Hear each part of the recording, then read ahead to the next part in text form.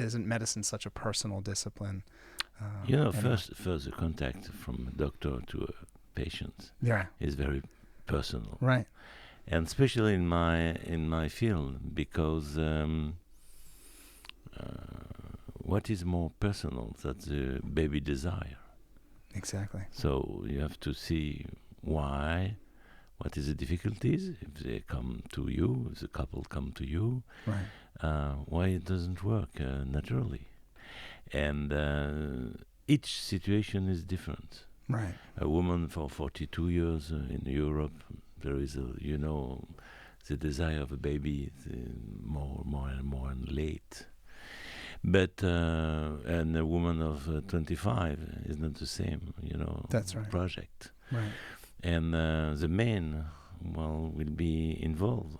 But what is his life? What is his habits? Right. What is some problem or not?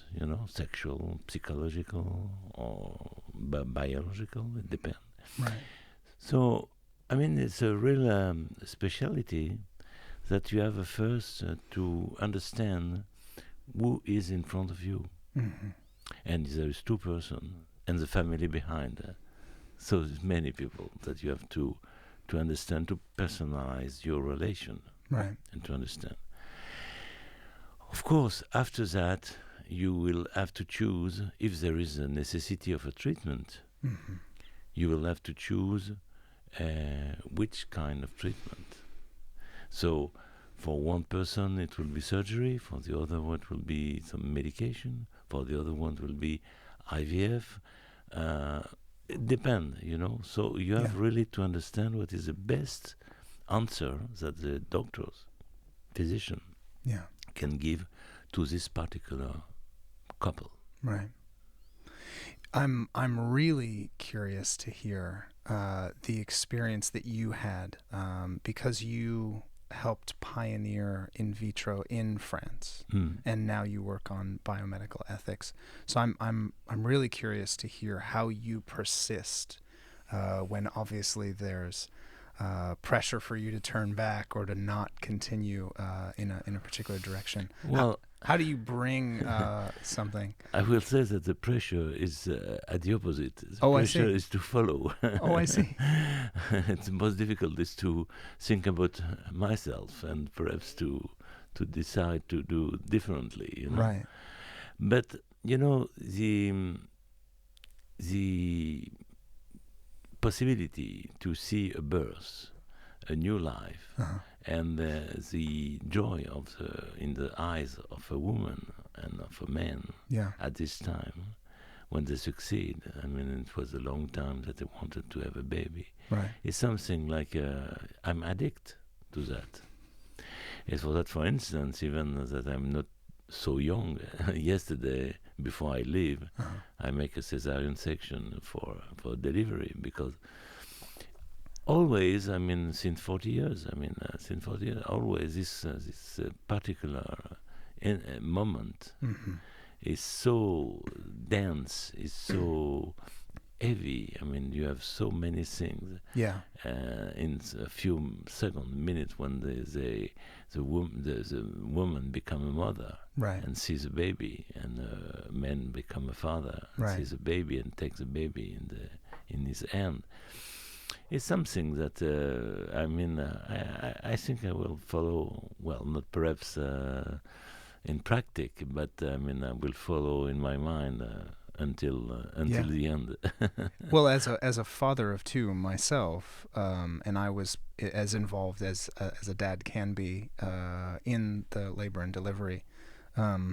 You will be. You were. Absolutely. Because now it's changed. And it was an entirely overwhelming experience, and so that doesn't go away for you, because you've been there. How many births have you been present for?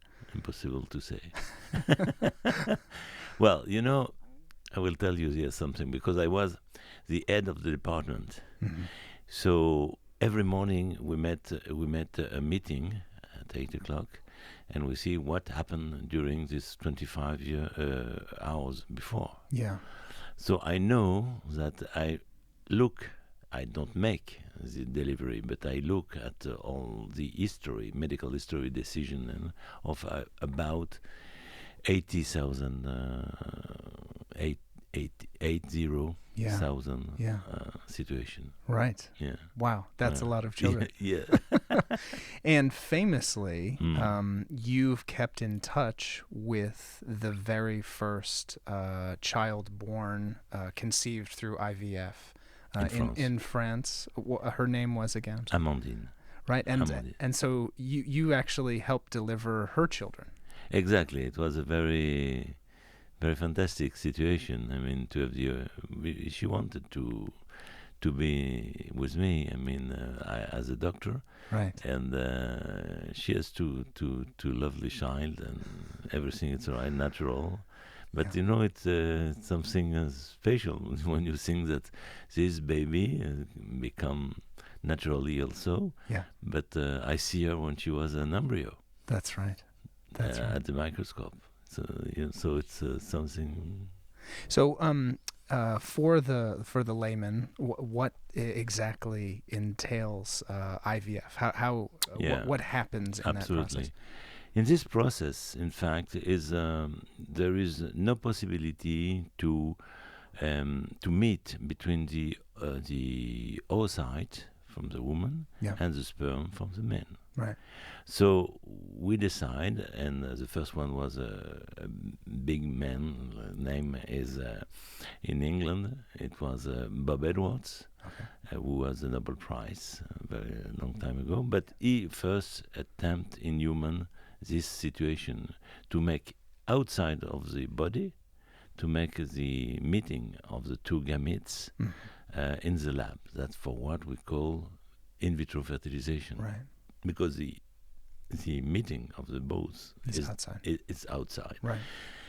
And the embryo will stay, I will say, 3 or 6 days maximum outside, and then you put it back.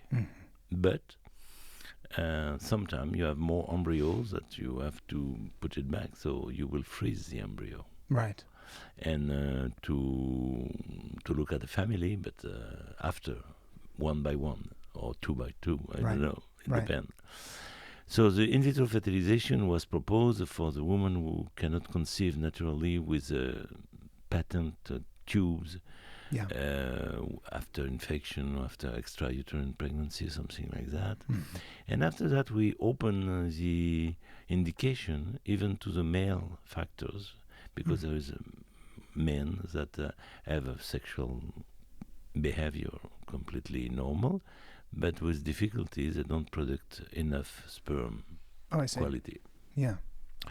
So this situation become more and more frequent. I mean that because especially in Europe, I mean a woman become mother about 31 years. And sometimes there is a separation of the couple, and there's another marriage. So you it's only 10 years of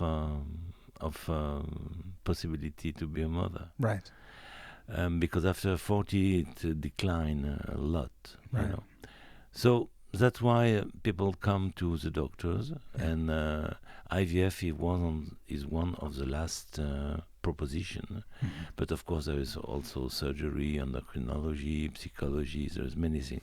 It's for that I told you at the beginning of our talk that is really we have to understand what is for this person, because sometimes it's not so easy, but it's a psychological situation, a blockage.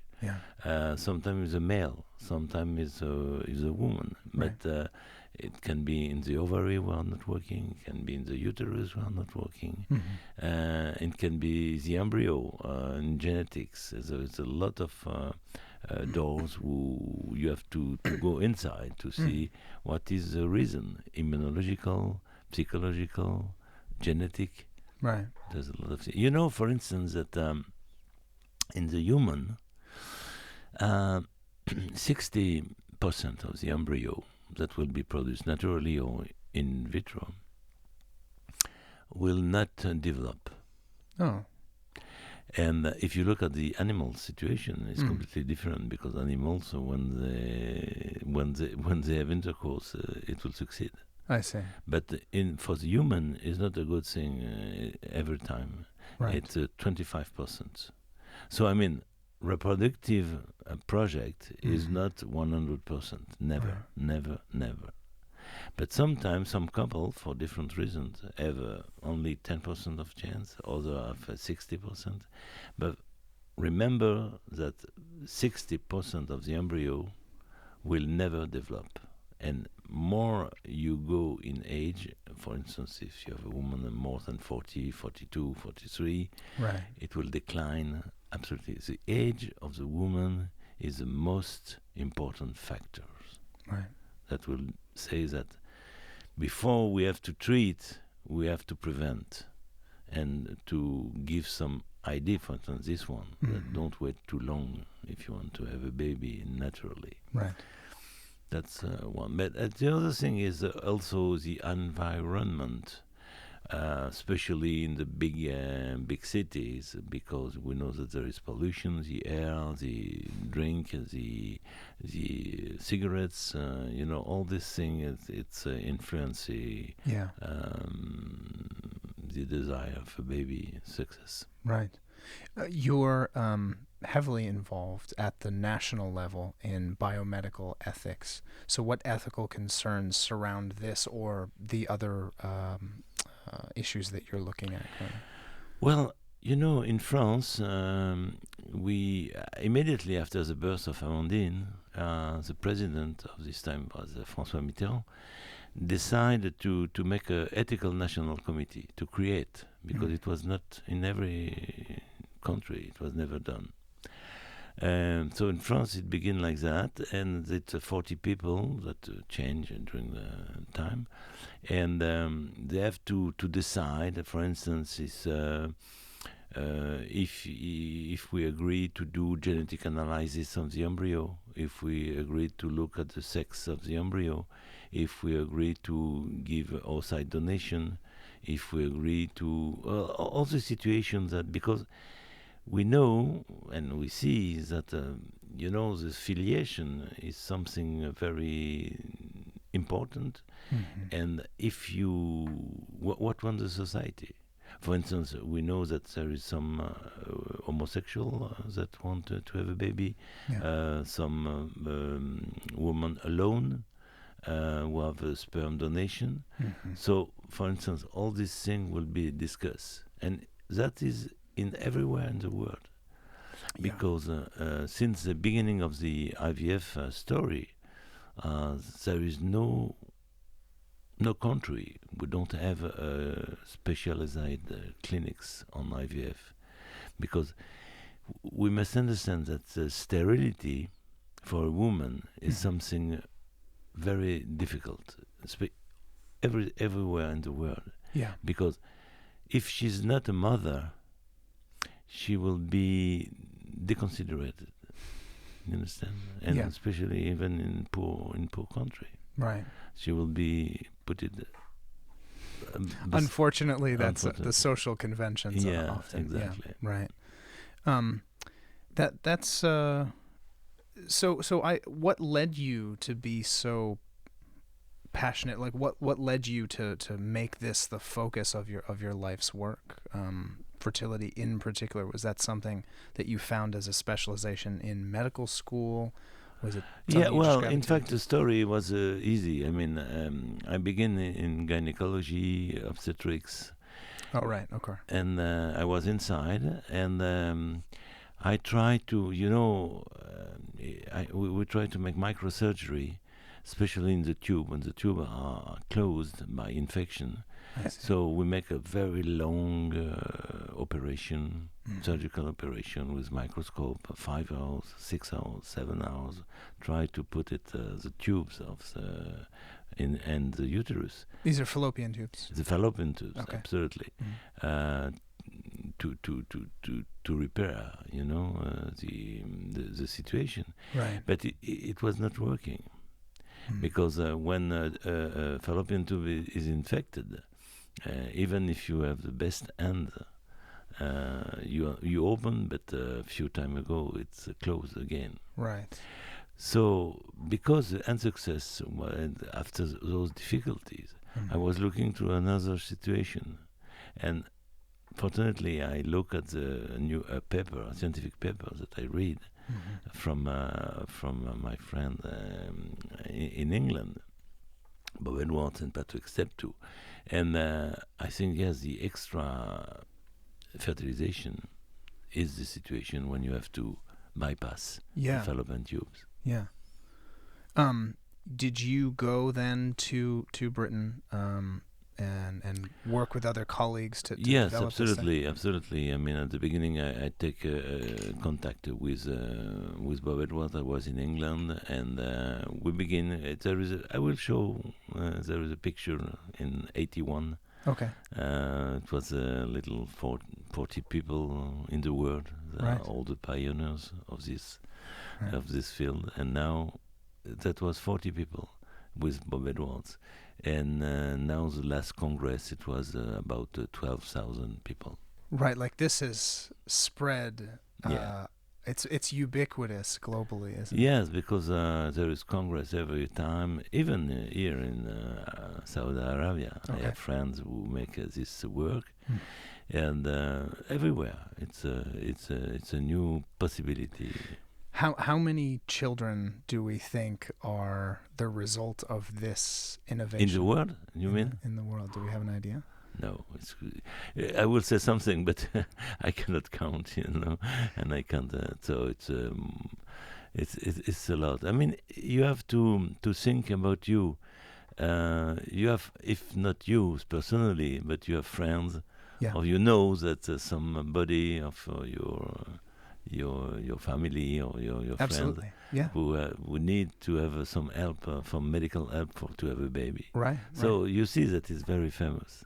Well, and the phenomenon is with friends and family that twins seem more prevalent because of IVF. You're right. At the beginning, it was like that. Now it changed because at the beginning we didn't develop the freezing technique. Okay. So when we get ovarian stimulation and we get some eggs and some embryos, we put back 2 or 3, even 4. Exactly. And sometimes one take, that was correct, but sometimes 2 or 3 or 4. And unfortunately, it was a disaster because 3 or 4 can be a disaster for the pregnancy. So we developed, Australian team developed the freezing technique, and that is something so interesting. If you stay 1 minute, you think that you have an embryo, you will freeze during 10 years, 15 years, and then you will open it, and it will develop. And it's still viable. It's still viable. So it's something. Life is in a box. And you open the box, and life will take place. Yeah. So it's really, something very, very strange. But apart that, we developed this technique to avoid multiple pregnancy, because sometimes it's perfect. Even twins, but sometimes it's more complicated. The pregnancy are more complicated because there is prematurity and there is a complication for the delivery. So what we say is have how many baby you want, but one by one. Right. Well, and the other thing that commonly, I'll say again, sort of in friend and family groups that you hear is that it kicks off fertility. So an IVF treatment will lead to subsequent children that don't have to be born necessarily through IVF sometimes. So I think that's the other thing that people kind of colloquially experience. Well, you never go to IVF for pleasure. Right. It's by necessity. Right. Because it's difficult. You never know if it will be positive results, because it's about 30% of success, no more. So 70% of unsuccess each time. So it's difficult. You have a medication. You have you hope, you have a very high level of hope, and you are disappointed in 70% of the case. Right.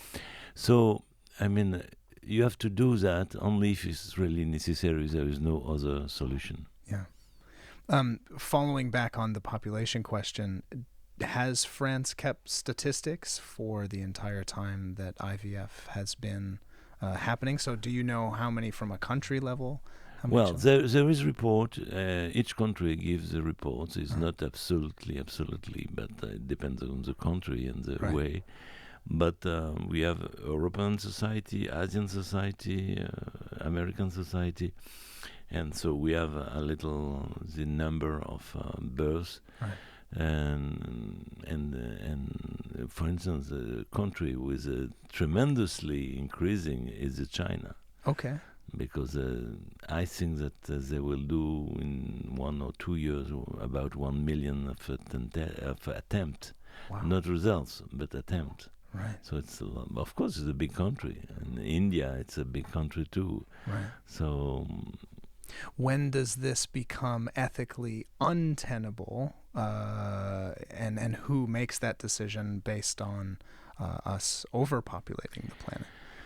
Well, unethically will be qualitatively if you decide, for instance, that this baby will have this quality or this sex or something that characteristics that you as a man or woman will decide the characteristic of the baby. Right. So sometimes there is a desire to have a baby, design baby, you know. Right. And I think that's a problem Right. because in the world, it's very personal, it's very egoist. Everybody wants, you know, and perhaps the society, each society must have some limits, because what we want is to get the possibility to a couple to have a baby, but not to design the baby. You're speaking this evening. Give us a teaser for what you're going to be talking about. Well, in fact, we did it. I mean, when we talk, because I want to show first the progress of this kind of possibility, and especially the last one, who is the graft of the uterus. Okay. That means that there is some women who don't have uterus. I mean, one of 7,000 female baby born miss the uterus. Wow. It's a genetic situation. Right. And so we begin with a Swedish group. Swedish group was the first one, but we have done our first attempt in France last year. We take the uterus of the mother, right, and we put it on the uterus on the girl. So it's an organ transplant. It's an organ transplant, right. Exactly. But it was the first time that it was done for the uterus. It's non-vital right. Decision. And it was successful. It was successful, and there is about 15 babies born now in the world. We are just at the beginning.